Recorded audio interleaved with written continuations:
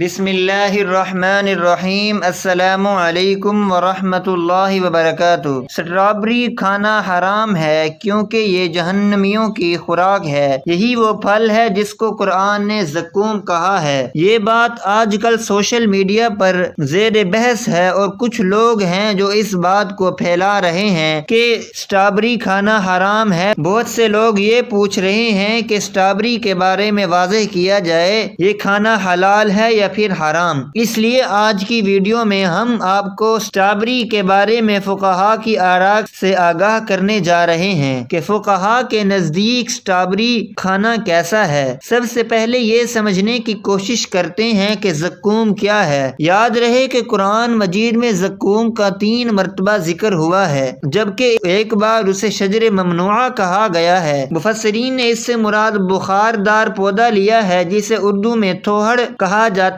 ہے اور انگریزی میں کیکٹس کہتے ہیں۔ یہ کانٹے دار پودا ہے جس کا ذائقہ تلخ اور ناگوار ہوتا ہے۔ توڑنے پر اس سے دودھ کی طرح کا رس نکلتا ہے جو اگر جسم کو لگ جائے تو ورم ہو جاتا ہے۔ قرآن اور حدیث میں زقوم کا خاکہ اس انداز میں بیان کیا گیا ہے۔ ترجمہ: بے شک کانٹے دار پھل کا درخت بڑے نافرمانوں کا کھانا ہوگا۔ پگھلے ہوئے تانبے کی طرح وہ پیٹوں میں کھولے گا۔ کھولتے ہوئے پانی کے جوش کی حضرت عبداللہ بن عباس رضی اللہ تعالی عنہما سے روایت ہے کہ رسول اللہ صلی اللہ علیہ وآلہ وسلم نے فرمایا، رسول اللہ صلی اللہ علیہ وآلہ وسلم نے سورہ آل عمران کی یہ آیت پڑھی۔ ترجمہ: اے ایمان والو، اللہ سے ڈرو جیسے اس سے ڈرنے کا حق ہے اور تمہاری موت صرف اسی حال پر آئے کہ تم مسلمان ہو۔ اور رسول کریم صلی اللہ علیہ وسلم نے فرمایا، اگر زقوم کا ایک قطرہ بھی دنیا میں گر پڑے تو دنیا والوں کے لیے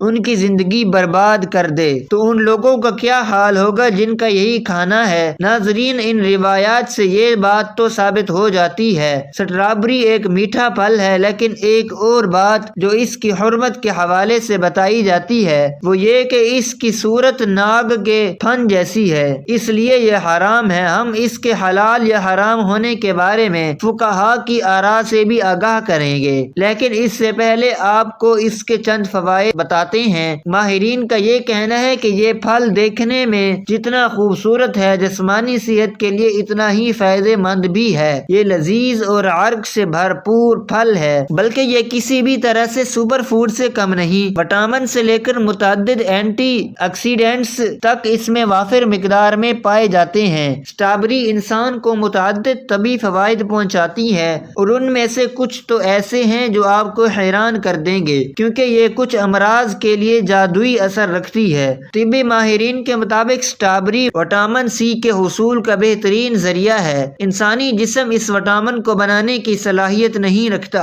اور اس لیے اسے غذائی شکل میں حاصل کرنا بہت اہمیت رکھتا ہے۔ وٹامن سی جسمانی دفاعی نظام کو مضبوط اور طاقتور کرتا ہے۔ کیلیفورنیا یونیورسٹی کی ایک تحقیق کے مطابق اگر چند ہفتوں تک اسٹرابری کو روزانہ کچھ مقدار میں استعمال کیا جائے تو اس میں موجود اینٹی آکسیڈینٹس کی طاقت خون کا حصہ بن جاتی ہے۔ ماہرین کے مطابق جھریوں سے تحفظ کے لیے بھی اسٹرابری کا استعمال مفید ہے۔ اسٹرابریز میں موجود وٹامن سی کو جلد کی لچک اور نرمی کو بہترین بنانے میں بھی استعمال کیا جاتا ہے۔ عمر بڑھنے کے ساتھ کولین کی سطح میں کمی آتی ہے، تاہم وٹامن سی سے بھرپور غذا کے استعمال سے جلد کو صحت مند اور جوان دکھنے میں مدد ملتی ہے۔ وٹامن سی کے ساتھ ساتھ اسٹرابری میں الرجیک ایسڈ بھی کولوگین کے خاتمے اور ورم کے رد عمل کو روکتا ہے اور یہ دونوں عوامل جھریوں کا باعث بنتے ہیں۔ اسٹرابری خراب کولیسٹرول کے خلاف مزاحمت بھی کرتی ہے۔ یاد رہے کہ دنیا بھر میں امراض قلب اموات کی بڑی وجوہات میں سے ایک ہے اور اسٹرابری میں دل کی صحت کو بہتر بنانے کی بھی خوبی ہے۔ یہ خون میں خراب کولیسٹرول کے ذرات کا مقابلہ کرتی ہے جو شریانوں میں خون گاڑھا کرنے کا باعث بنتے ہیں۔ ایک کینیڈین تحقیق کے مطابق اسٹرابری کا غذا میں استعمال امراض قلب اور ذیابیط سے تحفظ دیتا ہے۔ اسی طرح سے اس کے بارے میں کہا جاتا ہے کہ اسٹرابری آنکھوں کی صحت کے لیے اینٹی آکسیڈینٹس سے بھرپور ہے اور انہی آکسیڈینٹس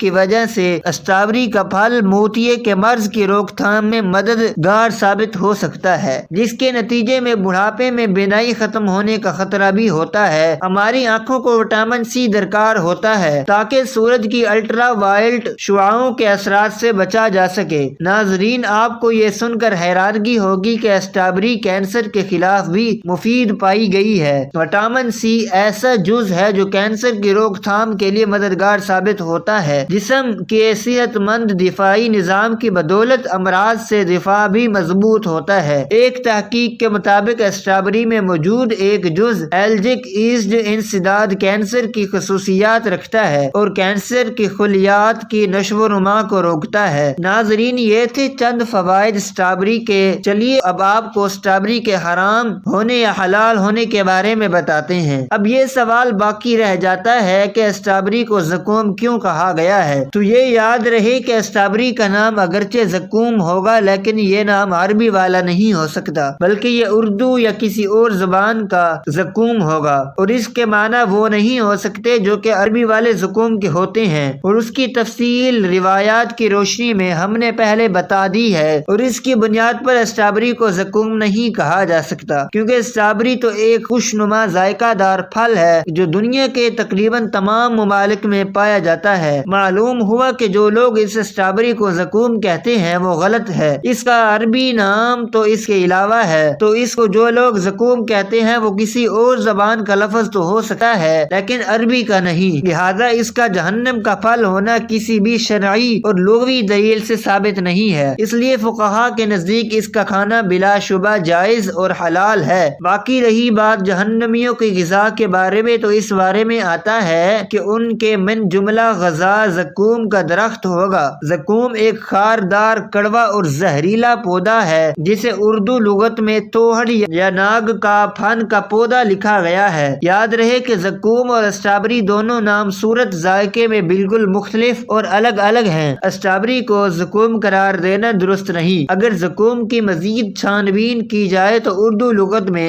زقوم کے معنی مختلف ملتے ہیں، جن میں سے چند یہ ہیں: ایک قسم کا خاردار پودا، ایک درخت جس کا پھل دوزخیوں کو کھانے کو ملے گا، توہڑ کا پودا جو خاردار اور کڑوا اور زہریلا پودا ہوتا ہے، دوزخ کا ایک درخت جس سے دوزخی اپنی خوراک حاصل کریں گے، زہریلی اور مہلک غذا ناک پھنی۔ یاد رہے کہ یہ پودا ڈینٹل دار ہے اور خاردار ہے۔ ایک اور بات یہ بھی آپ کو بتاتے ہیں کہ چلے توہڑ جس کا پھل کڑوا بھی ہوتا ہے اور اس کا نام زقوم بھی ہے، لیکن اس کے باوجود بھی اس پھل کے حرام ہونے کی کوئی بھی دلیل موجود نہیں ہے، تو اسٹرابیری جو کہ میٹھا اور مزیدار پھل ہے تو اس کی کوئی دلیل بھی کیسے ہو سکتی ہے، اور یہ کہ یہ زقوم ہے تو یہ کیسے حرام ہو سکتا ہے؟ ناظرین، ساری گفتگو کا حاصل یہی ہے کہ اسٹرابیری حرام نہیں بلکہ حلال ہے، اس کے کھانے میں کوئی حرج نہیں ہے، اس لیے اس کو شوق سے کھائیں۔ اللہ پاک ہمیں نیک عمل کرنے کی توفیق عطا فرمائے اور ہمیں دین کی مکمل سمجھ نصیب فرمائے، آمین۔ ناظرین، کمنٹ باکس میں اپنی رائے کا اظہار ضرور کیجیے اور ہماری ویڈیو کو لائک کیجیے اور چینل کو سبسکرائب کیجیے۔ شکریہ۔